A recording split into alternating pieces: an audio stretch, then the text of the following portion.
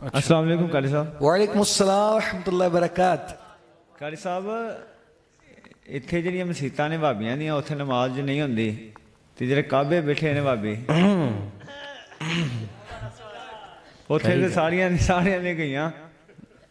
صحیح گل ہے. السلام علیکم کار صاحب. وعلیکم السلام ورحمۃ اللہ وبرکاتہ. کار صاحب وہ پوچھنا تھا کہ جمعے کا ٹائم اگر ختم ہو رہا ہے جی تو اہل حدیث کی مسجد میں ہم نماز ادا کر یا سکتے اس ہیں؟ سے اعظم دستگیر. قریبی مسجد وہی ہے. محنت کرنے کے لیے اگر کام پہ گئے ہیں مسجد بھی قریب وہی ہے تو وہاں پڑھ سکتے ہیں نماز کے نہیں؟ اس کے لیے کیا ہوگا؟ دیکھیں اس پر آپ یہ مخصوص نہ کریں کہ اہل حدیث کی مسجد، ٹھیک ہے. اس پر آپ یہ لے لیجئے کہ کس امام کے پیچھے نماز ہوتی ہے. سب سے پہلے ہم یہ سیکھتے ہیں نا، اگر سنی امام بھی ہے، توجہ کیجئے، سنی امام ہے مگر اس کا قرآن کی قرات غلط ہے، قرآن کریم وہ صحیح نہیں پڑھتا، تو اس کے پیچھے نماز نہیں ہوگی. اس کے پیچھے نماز، جس کا قرآن غلط ہو اس کے پیچھے نماز، تو جس کا ایمان غلط ہو جائے گی. جی ان کے ساتھ ہمارے عقائد کے مسائل ہیں. تو جمعہ پڑھے گا تو اب دیکھ لے کیسے پڑھے گا. جمعہ تو اس کو پڑھنا پڑے گا، تو اس کے لیے سنی مسجد ڈھونڈے جہاں کم از کم امام کے مسائل عقائد تو ایک ہوں. یہ جو ہماری عوام میں مشہور ہے نا کہ اللہ سے ہی پڑھنی ہے، تو گھر ہی پڑھ لے، پھر مولوی پیچھے نہ پڑھ. تو اگر یہ مولوی کے پیچھے ہی پڑھنی ہے تو کم از کم وہ تو دیکھو جو رسول اللہ کا غلام ہے. یہ عقلوں میں بات سمجھ آنی چاہیے. عشق رسول سب کچھ سمجھاتا ہے، ٹھیک ہے. السلام علیکم قاری صاحب. وعلیکم السلام ورحمۃ اللہ وبرکاتہ. قاری ਸਾਹਿਬ ਇੱਥੇ ਜਿਹੜੀਆਂ ਮਸੀਤਾਂ ਨੇ ਭਾਬੀਆਂ ਦੀਆਂ ਉੱਥੇ ਨਮਾਜ਼ ਨਹੀਂ ਹੁੰਦੀ ਤੇ ਜਿਹੜੇ ਕਾਬੇ ਬੈਠੇ ਨੇ ਭਾਬੀ ਉੱਥੇ ਤੇ ਸਾਰੀਆਂ ਨੇ ਗਈਆਂ. صحیح گل ہے. بیٹھو تھی جواب دینے حضور کی ہو گیا جی.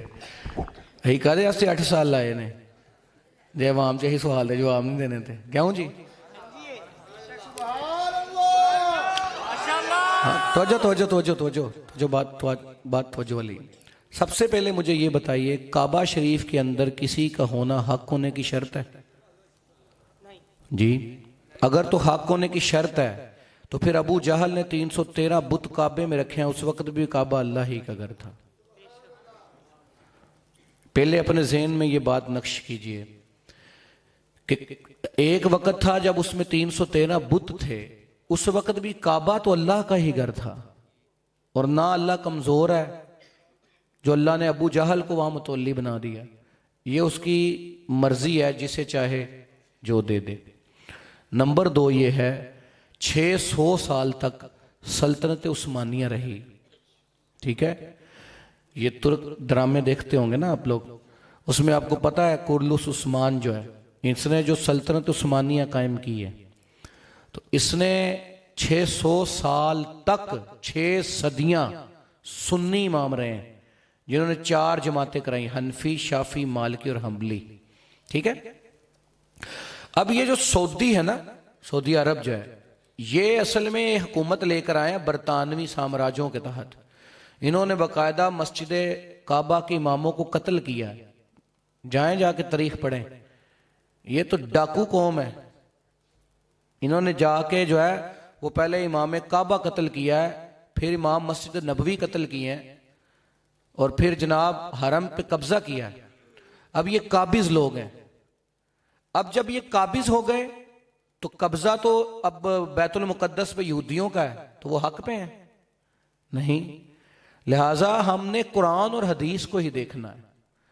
اب دیکھیے غزہ کے بارے میں امام کعبہ کا بیان آیا کہ اس کے ساتھ جنگ کی جو ہے وہ حمایت کرنا حرام ہے. آپ کو پتا ہے عبد الرحمن سدیس کا بیان آیا، انہیں کہا جنگ دی حمایت کرنا حرام ہے. کیوں بلا؟ کیونکہ پیچھے کیا ہے. اب یہ عوامی باتیں نہیں ہیں، میں مجبوراً بیان کر رہا ہوں. تو اب اس نے اسرائیل تسلیم کر لیا، پاکستان نے نہیں کیا، تو اب آپ کہیں گے اس کے کوئی اس طرح اسلام نے اسرائیل تسلیم کر لیا، مرکز اسلام نے، تو یہی بہتے بڑے مسلمان ہیں کہیں گے ہم؟ نہیں. ہمارے نظریات یہاں کے اور جو قرآن و حدیث کے وہی رہیں گے. لہذا کوئی حرم کعبہ میں ہو یا گھر میں ہو، جو جہاں غلط ہے وہ غلط ہے، یا تو دلائل کے لیے ہمارے ساتھ میدان لگائیں اور آ جائیں، تو میدان لگانے کے لیے تیار نہیں ہے۔ اس لیے جو سنی ہے وہ اپنے سنی مسلک کے پیچھے نماز پڑھے، ٹھیک ہے۔ اب یہ دلیلیں ڈھگسنا کہ لو جی اللہ کمزور ہو گیا ہے جتھے انہیں اپنے دشمن کھڑے کر لینے، تو پھر ابو جہل کے بارے میں بھی حکم لگائیں کہ وہ اللہ کا دوست تھا، معاذ اللہ۔ ایسا نہیں ہے۔ اس لیے کعبہ ہو، مسجد نبوی ہو، بیت المقدس ہو، یا مسجد کی کوئی ماں مسجد ہو، ہم اس کا عقیدہ دیکھیں گے۔ اگر قرآن و حدیث سے ٹکراتا ہے تو ہم اس کے پیچھے نماز نہیں پڑھیں گے، اگر قرآن و حدیث سے نہیں ٹکراتا، وہ امام کعبہ بھی ہے تو اس کے پیچھے نماز ہو جائے گی۔ ہمارا تو یہ مسلک مطلب نہیں ہے کہ ہم فرد واحد کو کہتے ہیں کہ یہ پیچھے نہیں ہوندی، ہمارا مطلب یہ ہے کہ جو قرآن اور حدیث ہے۔ اچھا اب آپ یہ کہیں گے کہ آپ کو زیادہ سمجھ آ گئی ہے، ان کو کم آئی تھی، تو میں یہ کہوں گا کہ 100 سال پہلے وہاں سلطنت عثمانیہ تھی، وہاں نبی پاک صلی اللہ علیہ وسلم کی ولادت جو گاہ تھی وہاں میلاد کی محفل ہوتی تھی، وہاں جنت المالا میں حضرت خدیجہ کا دربار تھا، وہاں جنت البقیع کے اندر 10,000 دربار تھے، سیدہ فاطمہ الزہرا کے دربار کو توڑا گیا ہے، حضرت عائشہ صدیقہ رضی اللہ عنہ کے دربار کو مسمار کیا گیا ہے، حضرت امیر حمزہ رضی اللہ عنہ کے مزار پہ بلڈوزر چڑھایا گیا ہے، یہاں تک کہ ان کے مفتیوں نے لکھا ہے کتابوں میں کہ جو گنبد حضرہ ہے یہ بھی توڑ دینا چاہیے، کہ یہ بھی سب سے بڑی بدعت ہے۔ اب کیا کہیں گے آپ ان فتووں پر کہ وہ لوگ حق پہ ہیں؟ نہیں، اس لیے ہم لوگ وہ بیان کرتے ہیں جو قرآن و حدیث ہے۔ اگر کسی کے پاس دلیل ہے تو لائے میدان لگائے، آئے ہمیں قائل کرے سمجھائے، ہم مانیں گے۔ اگر دلیل نہیں ہے تو پھر جو رسول اللہ دین دے کر گئے ہیں وہی دین ہے، ٹھیک؟ ہن پڑھ لو گے، چلو۔ مکہ معظمہ میں گیا جب حج کے سلسلے میں، عمرہ کے سلسلے میں، تو میں اپنی جماعت الگ کرتا تھا۔ استغفر اللہ واتوب الیہ۔ ایک صاحب کہنے لگے آپ جماعت الگ کیوں کر رہے ہیں؟ میں کہا میں یہاں حج کرنے آیا ہوں، نماز خراب کرنے نہیں۔ اللہ کو معافی منگو، علاج حج کراؤ۔ تو امام اگر مسجد نبوی میں غلط ہو تو جماعت چھوڑنا سنت صحابہ ہے۔ عموماً حرمین شریفین کے امام ایک زمانے سے وہابی چلے آ رہے ہیں، اس لیے آپ لوگ حج کعبہ کے لیے جائیں، عمرہ کے لیے جائیں تو ضرور جائیں، حج کیجئے، عمرہ کیجئے، لیکن اپنے ساتھ ایک عالم کو بھی لے کے جائیے، وہ نماز پڑھائیں، ان کے پیچھے آپ لوگ جماعت کے ساتھ نماز پڑھیں۔ سبحان اللہ، سبحان اللہ۔ اور اگر ایسا نہ ہو سکے تو اپنی نماز تنہا پڑھ لیجیے، وہاں کے وہابی امام کے پیچھے اپنی نماز نہ پڑھیے، ان کے پیچھے نماز پڑھنے کا کوئی فائدہ نہیں ہے، نماز بھی نہیں۔ اکثر لوگ نماز کسی بھی مسجد اور کسی بھی امام کے پیچھے پڑھتے ہیں، کیا یہ جائز ہے؟ بالکل جائز نہیں ہے۔ سنی امام دیکھنا چاہیے، بد عقیدہ وہابی کے پیچھے نماز نہیں ہوتی، اس لیے کہ اس کے بعد ایمان ہی نہیں ہے۔ تو بہرحال چاہے وہ حرم کا اور مدینے کا امام کیوں نہ ہو، اس کے پیچھے بھی نماز نہیں ہوتی اگر عقیدہ گندا ہے تو۔ اگر اللہ تعالیٰ میں بار بار سعادت دے وہاں جانے کی تو، اور جلد از جلد ان کا بھی خاتمہ ہو وہاں سے، تو جب تک یہ ہے تو تب تک ان کے پیچھے ان کی ابتدا میں کوئی نماز نہیں پڑھنی چاہیے۔ میرا دوست ہے نماز جماعت سے نہیں پڑھتا، عمرے میں بھی جماعت سے نہیں پڑھی، کچھ اصلاح فرمائے، کہتا ہے کہ طاغوت سے انکار کرو اعلانیہ، پھر آپ کے پیچھے نماز پڑھوں گا۔ یہ بریلوی دیوبندی بھی امام کعبہ کے پیچھے نماز نہیں پڑھتے، ان کے اپنے اختلافات ہیں، دیوبندی تو پھر بھی پڑھ لیتے ہیں، بریلوی جو کٹر قسم کے ہیں وہ تو بالکل نہیں پڑھتے۔ اہل تشیع پڑھ لیتے ہیں چونکہ وہ ایران سے فتویٰ آ گیا ہے، خامنائی صاحب کا اللہ بھلا کرے، انہوں نے فتویٰ دے دیا کہ ہو جاتی ہے نماز۔ اور یہ جو پارٹی ہے نا، یہ ان سے بھی ہٹ کے ہے، یہ جماعت المسلمین پارٹی ہے، وہ طاغوت اس حوالے سے کہتے ہیں، وہ کہتے ہیں کہ امام کعبہ اور یہ سارے لوگ جو ہیں وہ چونکہ اس باطل سسٹم کا حصہ بنے ہوئے ہیں، اس لیے امام کعبہ کے پیچھے نماز نہیں ہوگی۔ تو نماز میرے بھائی ہر ایک کے پیچھے ہو جائے گی۔ میرا ایک کلپ ہے امام کعبہ کے پیچھے نماز کا مسئلہ، لاکھوں لوگ دیکھ چکے ہیں، اور ایک اور کلپ ہے مفتی منیب صاحب کا امام کعبہ پر فتویٰ، یہ کلپ بھی لاکھوں لوگ دیکھ چکے ہیں، اس میں نے دلائل دی ہیں۔ صحیح بخاری میں 695 نمبر حدیث ہے کہ حضرت عثمان کو جو لوگ شہید کرنے آئے تھے ان کے بارے میں حضرت عثمان نے کہا کہ نمازیں ان کے پیچھے پڑھ لو، حالانکہ حضرت عثمان کے وہ باغی تھے۔ تو یہ حضرت عثمان کے تو باغی نہیں، وہ خلافت راشدہ کو توڑنے آئے ہوئے تھے۔ چلیں یہ ملوکیت کے ساتھ ہیں، وہ تو خلافت راشدہ کو ختم کرنے آئے تھے، ان کے پیچھے بھی نماز ہو گئی۔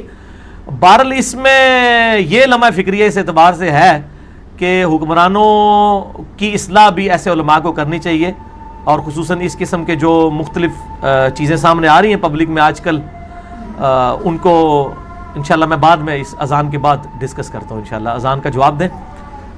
سبحانک اللہم بحمدک اشہد ان لا الہ الا انت استغفرک واتوب الیک. ہاں جی، نماز عصر سے پہلے یہ ڈسکشن ہو رہی تھی کہ وہ کہتے ہیں نہیں ہمارے دوست ہیں امام کعبہ کے پیچھے بھی نماز نہیں پڑھتے.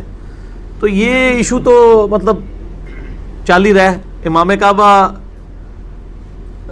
کی طرف سے فتوے آتے ہیں کہ فلاں کے پیچھے نماز نہیں ہوتی، ادھر سے یہ فتوے آتے ہیں. ہم نے تو اس کے اوپر کلپ ریکارڈ کرا دی ہے، جسے شوق ہے وہ دیکھے. مفتی منیب الرحمان کا امام کعبہ پر فتویٰ، اس نام سے ایک کلپ ہے، اور ایک ہے امام کعبہ کے پیچھے نماز کا مسئلہ. میں نے اس میں کھول کے بیان کیا ہے کہ جب تک کوئی شخص اللہ رسول آخرت کا انکار نہیں کر دیتا، ختم نبوت کا انکار نہیں کر دیتا، اس وقت تک وہ اپنی تمام گمراہیوں کے باوجود مسلمان ہے. اور جب وہ مسلمان ہے تو مسلمان کے پیچھے نماز پڑھے گا. ٹھیک ہے، باقی بہتر سے بہتر کی تلاش میں لوگوں کو رہنا چاہیے. لیکن یہ جو طاغوت وہ کہتے ہیں نہیں وہ طاغوت ہیں، طاغوت کا تو میرے بھائی میں نے بتایا کہ یہ طاغوت کا سلسلہ کوئی آج کا نہیں شروع ہوا. اگر آپ نے پک اینڈ چوز چند ایک چیزوں کو طاغوت کی شکل دینا ہے کہ بھی حکومتی لیول کے اندر غیر شرعی افعال، تو وہ میں نے پہلے بھی کئی دفعہ بتایا کہ خلفائے راشدین کے بعد سے لے کے ابھی تک اس طرح کا سسٹم دوبارہ بحال نہیں ہو سکا. چاہے بنو امیہ کی حکومت ہو یا بنو عباس کی، تمام میں اس طرح کی چیزیں موجود تھیں، یعنی خلاف سنت چیزیں موجود تھیں. لیکن اس کے باوجود ہم نے ان کو ایکسیپٹ کیا ہوا ہے اس حوالے سے کہ ہم کہتے ہیں وہ کمزوریاں اپنی جگہ لیکن مسلمان حکمران تھے. ایون سلطنت عثمانیہ میں کس طرح کی کمزوریاں موجود تھیں، اس کے باوجود ہم مسلمان حکمران ان کو سمجھتے ہیں.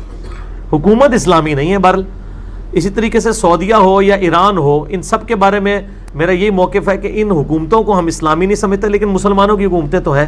جدھر بھی مسلمانوں کی غالب اکثریت ہے تو مسلمانوں کی جمعیت کو نہیں توڑنا چاہیے اور نماز پڑھ لینی چاہیے. باقی اس کے جو علمی دلائل ہیں میں نے اس کلپ کے اندر دے دیے ہوئے، آپ اگر اس کو غور سے دیکھیں گے تو انشاءاللہ کئی ایک چیزیں آپ کے سامنے آ جائیں گی.